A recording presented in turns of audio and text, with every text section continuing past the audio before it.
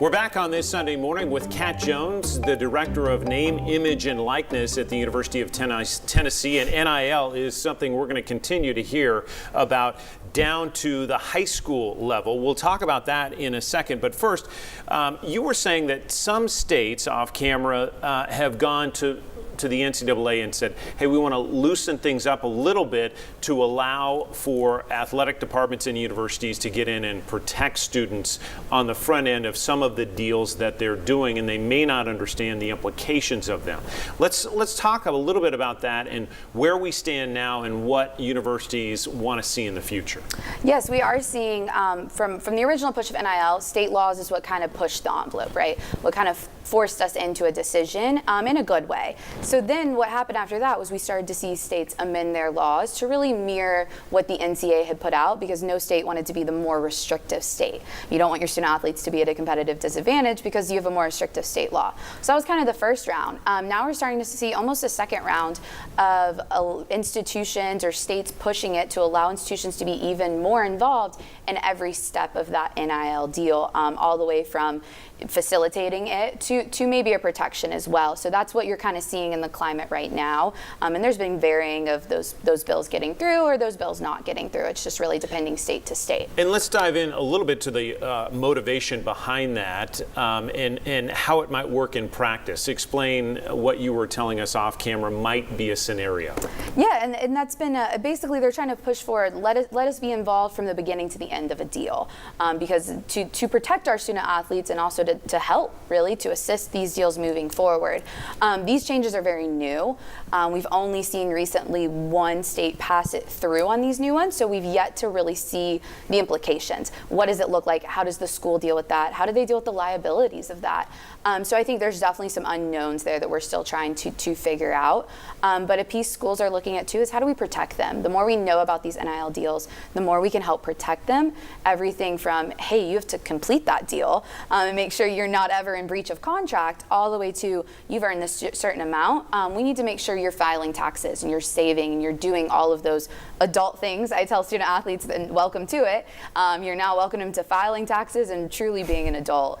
So great amount of learning opportunities in that, but a great amount of education taking place too that we want to make sure we're getting right. And how do you make sure they're filing their taxes? How do you make sure they're paying their taxes? That's some of my absolute favorite education we do with student athletes, because you got to think back to when you were 18, 19, 20. You probably hadn't filed taxes. If you had, maybe you were working a part-time job and you probably gave that W-2 to your parents and said, you know, I'm over it. So we really start at the basics. We want them to understand, what are taxes? I mean, that's the first slide. Why do we pay taxes? Who enforces them?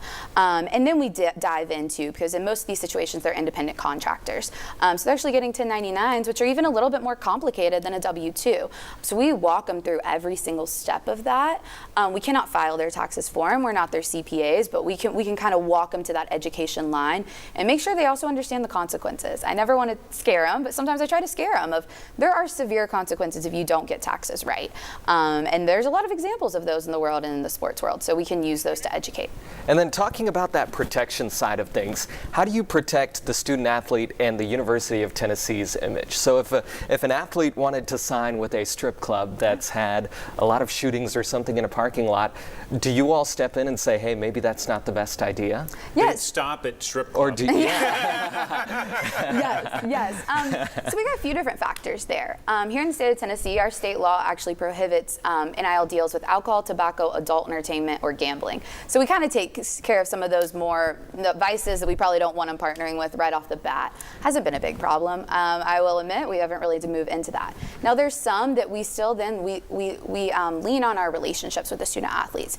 And if, let's say it's a gun, right? That's not in those prohibited categories, but we want to make sure that student understands, hey, does this fit your brand? Is this the best idea for you moving forward? If it's a hunting brand and they're a hunter, maybe it is. Maybe that's a great partnership. But maybe it's not too. And where do you want your future image to be? We're trying to always educate them on think a little bit down the road. Is that going to affect later things in your life? And like I said, sometimes it's a great partnership, but sometimes it's not the right right move. And we really rely on those relationships. So can you put a stop to it if you need to, or do you, or are they able to do whatever the deal they'd like that's under state law? As long as it's permissible under NCAA policy and state law, that's when we really don't step in, and we really can't step in from a legal standpoint. These are, it's kind of the free market. They're two private third parties that get to engage in this relationship. So we'll always, like I said, if it's really something where like, okay, that's not the best fit, then you've really got to rely on those relationships, and that's what's worked. We've been able to kind of navigate those conversations and educate them along the way. We've got to take another quick break on Inside Tennessee. Back with more with Kat Jones and what this means for high school students right after this.